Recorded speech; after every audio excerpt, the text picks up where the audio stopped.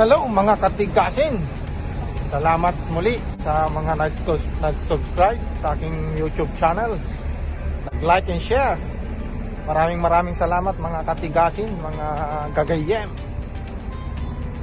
Baka naman sa mga kagaya kong mga Ilocano, pa-subscribe naman dyan. Pambantang tigasin ang inyong lingkod. So, pupunta ako mamalingke sa ating grocery. Yan, sa Sharon. Ayan, Sharon. Bibili lang tayo ng, magluluto tayo ngayon ng probinsyang luto. Probinsyang luto mga katigasin, ha. Bili tayo ng sayote at saka tawag noon, sayote at malunggay, kung may malunggay sila dyan. Mga katigasin. Oh, mga pulis.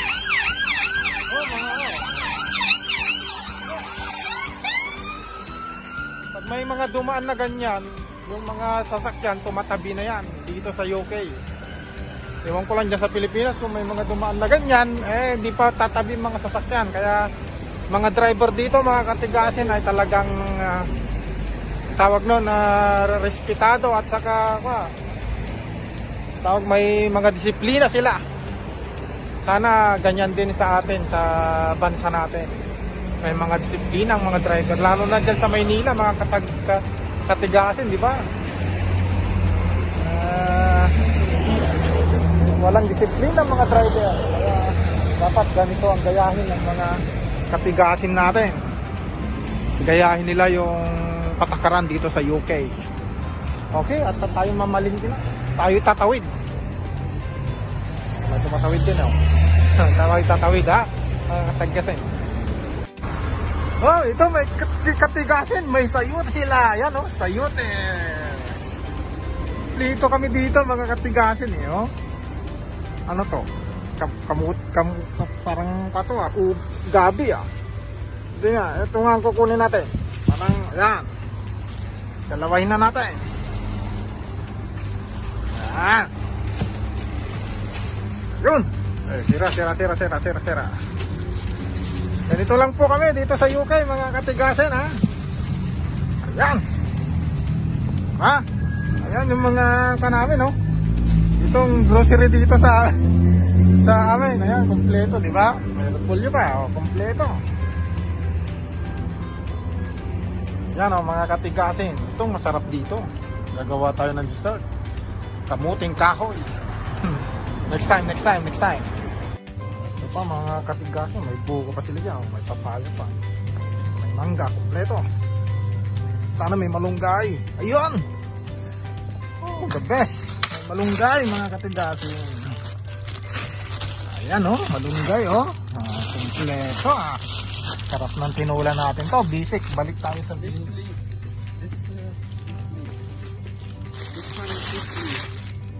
Yeah, same. I need this one. The leaves. Malunggay.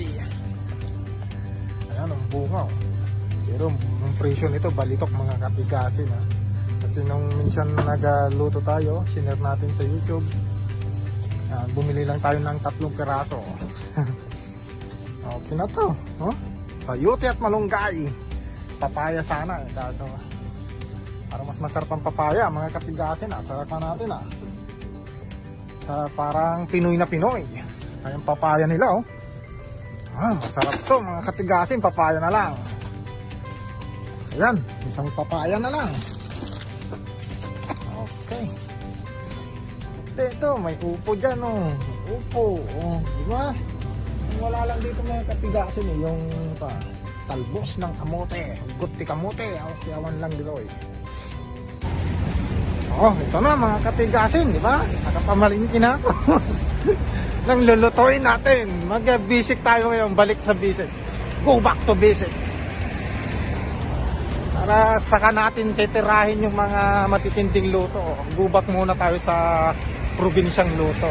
Nakakamiss yun, Dahil nandito tayo sa ibang bansa, nakakamiss yung mga lutong probinsya, di ba mga katigasin?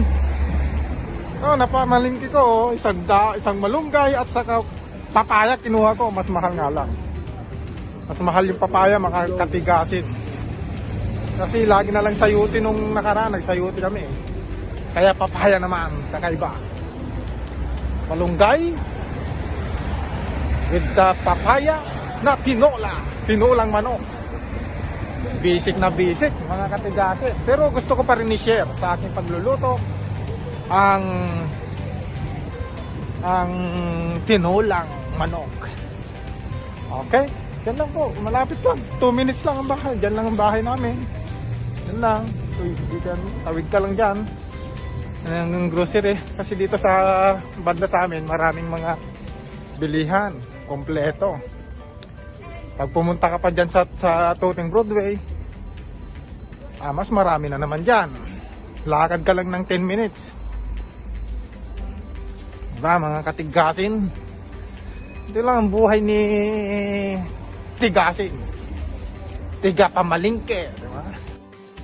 Okay, nandito na tayo sa bahay, mga katigasin. Ito na ang ating na pamalingke.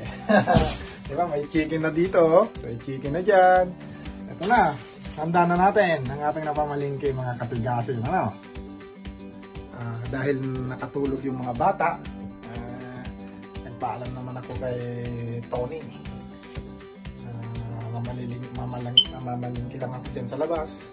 Pinabantay mo muna sa kanya mga bata, kaya ako'y nakalabas na malingke.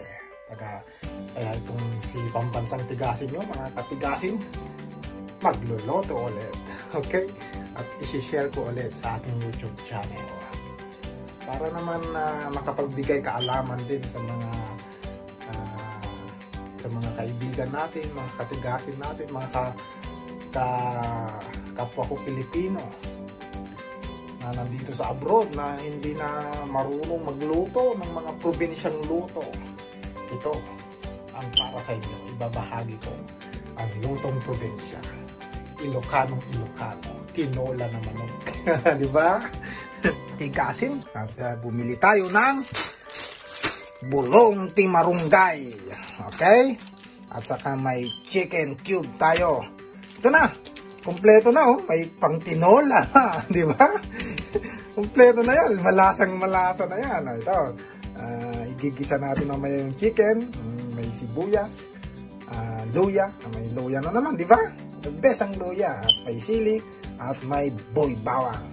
Siyempre, ito na, kanina hindi ako makapag-decide kung sayote o papaya.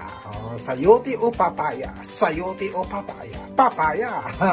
Papaya naman para maiba naman. Mahal nga lang yan. Papaya natin, mga katigasin. Ayan, no? Green papaya is 4 pounds 80. Yan, ang presyo ng ating ulam sa gabing ito.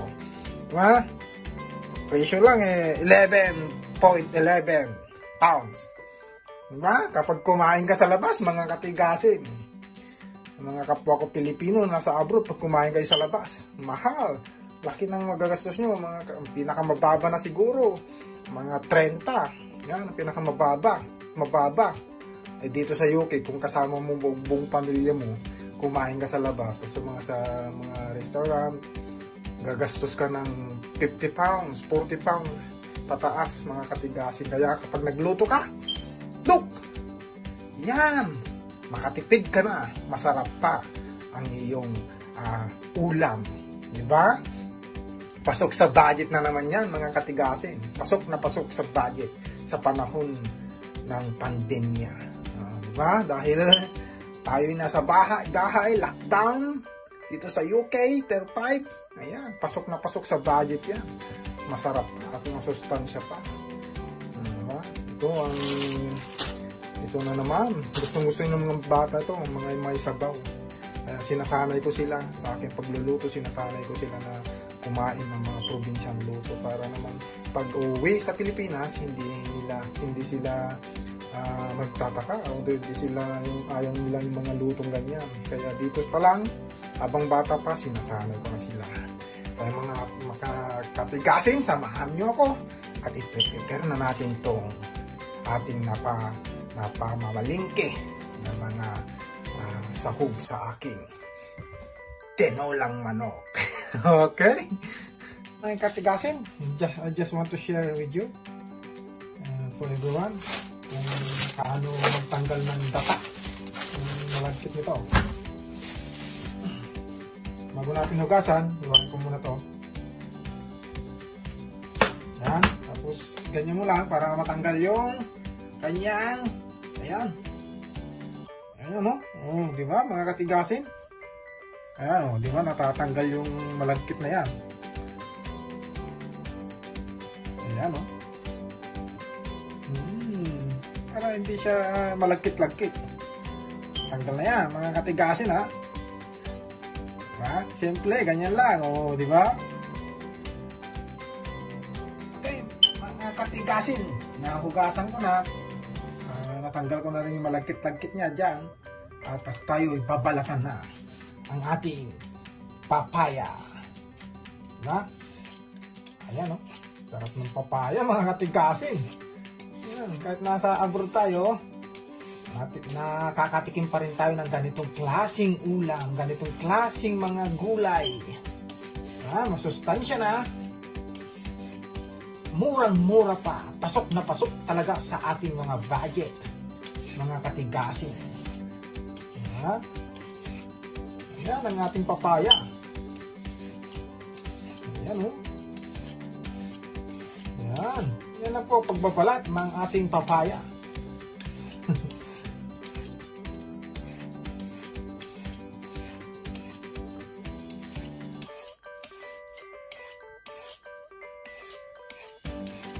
Yan.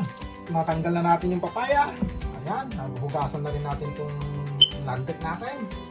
Dito natin hiwain yung papaya. Hiwain natin ng kalahati. Ayan. Kalahati mga katigasin na. Ayan. Kasi kanina sa palengke tayo, di ako makapag-desisyon kung ano, sayuti o papaya. Parang kakaiba naman kasi may papaya sila ngayon doon. Bago to. Bagong dating siguro. Kasi nung mga ilang araw, wala. Kaya may papaya. Papaya naman tayo ngayon, mga katigasin. Kaya, back to basics. Basic.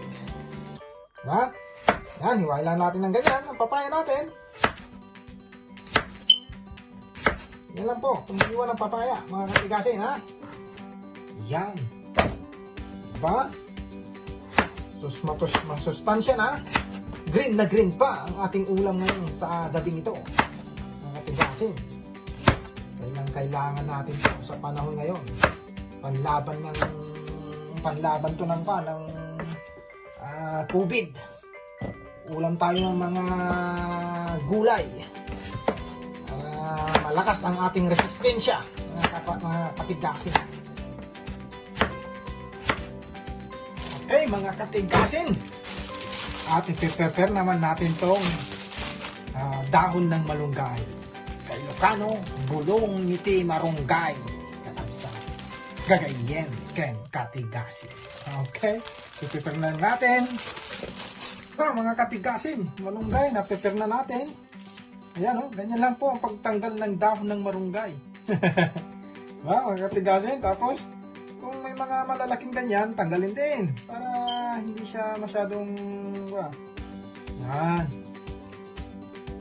Matrabaho lang to pero pag tayo kumain na masarap, sulit naman ang ating pagod. Talagang ganyan ang pag-prepare ng mga pagkain, mga katigasin. Dapat naghihirap ka muna bago ka mabiyayaan pagdating ng huli. Di ba? Pagpapala na yan, kakain ka na lang. Simple lang ang pagbabalaan ng pagtatanggal ng dahon ng malunggay. Ti bulong ti marunggay nga apang kami agal-alay di karuro kami. Ti bulong ti marunggay. Di Pilipinas, libre lang dito, inom dito, i-presyo na, balitok, met, gagayen, i-presyo na ito nga marunggay. So nga, awan ati masayang, sayang di pinanggatan, sayangan ti bulong na. So nga, alam amin nga bulong. Pera lang dahil nagango na, pag gagayen, katigasin. Diba? Green na green yan, sarap niyan, masustansya yan. Para iwas COVID. Mga katigasin. Ito na, mga katigasin. Na-prepare ko na ang ating go back to basic. Traditional na luto to mga katigasin, ha. Lahat ng Pilipino alam to. Probinsyang probinsya, Ilocanong Ilocano ang luto na to mga katigasin. Tinulang manok na may kasamang malunggay na hugasan ko na yan, ha. At may kasamang papaya at may luya at saka sibuyas, bawang at sili. Okay mga katigasin. At gagamit din tayo ng Knorr Cube mamaya. Pero ang pangsasabaw natin dyan mamaya mga katigasin, secret ingredients, yung pag naghugas ka ng bigas, yun ang pangsasabaw natin. The best yan, di ba mga katigasin? Okay. Eto na mga katigasin, yung naghugasan natin ng bigas, ito ang pangsasabaw natin mamaya dyan sa tinola. Sekreto yan, ha? Secret ingredients yan sa tinola natin. Okay mga katigasin, ulitin ko ang ating ingredients sa gabing ito. May bawang tayo, may sibuyas, may sili, at ito, pampabango. Pampabango yan, ha? Tanglad. At saka, luya. Yan. Dahil tinula tayo, marami namang klaseng pangsahog sa tinola eh. Pwede namang sayote. Pwedeng, kung dahon naman, pwedeng spinach. Kung walang malunggay, di ba? Maraming klase. Pwedeng papaya. Ayan, papaya. Eh ngayon may papaya. Kaya papaya ang ating isasahog. At yung malunggay natin, ayan ho, hugas na hugas na. Green na green yan, ha? Vitamin yan. Vitamin. Pampalakas ng resistensya, mga katigasin. Ito ang matindi rito mga katigasin. Yung hinugasan natin kanina yung rice. Ngayon, nagluto na ako. Ito ang pangsasabaw natin dyan mamaya mga katigasin. Kaya dito sa UK, dahil malamig, masarap humigop ng mainit na masustansyang sabaw. Okay? Chicken tinola ala Maui style. Kasin, papainit na natin.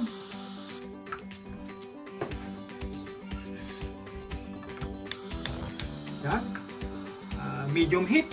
At gumamit ulit tayo ng Salad Master. Diba? Yan. Painit natin at tayo maggigisa na. Mga katigasin, ang una natin nilalagay ay ang buy bawang. Bawang yan, ha? Ayan, o. Ha? Buy bawang. Usok-usok pa yan, o. Hindi na kailangan ng mantika niyan pag Salad Master ang luto. Okay, next. Sibuyas.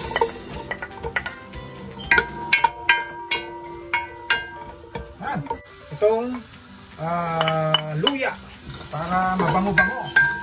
Ha? Ano lang po ang pagmagisa ng mga pangsahog natin sa ating traditional na luto. Tinulang manok. Okay, next step mga katigasin. Ito na, chicken. Ayan. Ito ang ating chicken. Mabango. Mga katigasin, ha? Amoy ko na yung amoy ng bango. Okay. At next step mga katigasin, tanglad. Ayan, igisa na natin yung tanglad. Kasama na yan. Okay na mga katigasin, at isasabaw na natin tong special ingredient natin. Ayan, no? Ayan. Uy, sarap niya, no? Lagyan na natin lahat kasi masarap ang humigop ng sabaw sa may init na ay sa malamig na panahon, di ba? Oh, galing niya, no? Sabaw niya, no? Special yan, ha? Pinanghugasan ng rice yan. Yan, ganyan lang po magluto ng traditional na luto ng mga Pilipino, probinsyang probinsya at Ilocanong Ilocano na tinola. Ilagay na rin natin tong chicken Knorr. Okay.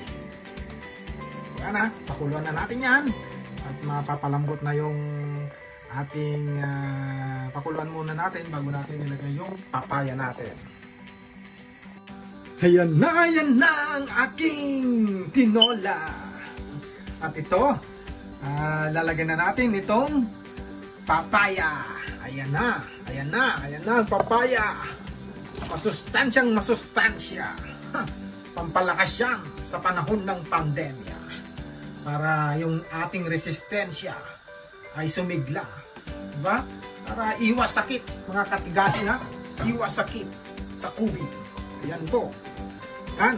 Takpan na natin at palalambutin lang natin at ilagay na natin yung last na dahon ng malunggay. Ayan. Napapaawit ako sa aking luto, mga katigasin. Enjoy! Wala, mga katigasin, at tinikman na natin tong luto natin. Malasang malasa. Di na natin lalagyan ng patis. Kung wala pang lasa, pwedeng lagyan ng patis, mga katigasin, ang ating tinola. Okay? Ito na ang ating malunggay. Di ba? Yan ang ating malunggay. Special yan. Dahil tayo ay Pilipino. Kahit anong kulay ng balat. Isa sa puso. Ganyan. Mapatagalog, Bisaya o Ilocano. Di ba? Ilocanong luto yan. Malunggay. Okay, mga katigasin, abangan. Kaya, kayong mga kapwa ko Ilocano, baka naman, subscribe naman kayo sa channel ko. Mga katigasin, ilalagay na natin itong malunggay. Last. Diba? Ayan na, malunggay! Yes! Ayan, mga katigasin. Last na yan, ha? Lulutuin lang natin ng ilang minuto lang. 1-2 minuto lang. Okay na. Yan, ito na, ang ating sili. Last! At tatakpan na natin at luto na yan. Okay, mga katigasin. Ito na naman ang aking bagong putahe. Old school. Ika nga. Traditional na traditional. Alam na alam ng mga kapwa Pilipino. Diba? Tinulang manok na may malunggay at bunga ng papaya. Diba? Napapasayaw tayo nito ah. Ang sarap na naman ang ating ulam sa gabing ito. Tatakpan ko na at kakain na kami. Okay, mga katigasin. Tapos na po ang aking cooking sa gabing ito. At sana nakapagbigay ako ng kaalaman, ng konting kaalaman about sa traditional na luto ng about tinulang manok. Okay? Na may kasamang malunggay at papaya. Okay? Bago natin mag-off cam, nais ko munang magbigay ng isang salita ng Diyos. Sabi niya sa Mateo 21:22, anumang hingin ninyo sa panalangin ay tatanggapin ninyo kung nananalig kayo sa akin. Hindi sa akin ha, sa Panginoon. Amen? Kaya mga kapatid, sa panahon ng pandemya, sa panahon ng pagsubok, sa panahon ng mga problema, manalig tayo at magtiwala dahil hindi niya tayo bibiguin at handa siyang ibigay ang ating mga hinihingi. Manalig ka lang, kaibigan. Manalig ka lang, katigasin. Purihin ang Diyos at sana nakapagbigay ako ng inspirasyon sa bawat isa sa pagluluto at lalong-lalo na sa salita ng Diyos. God bless you. Bye!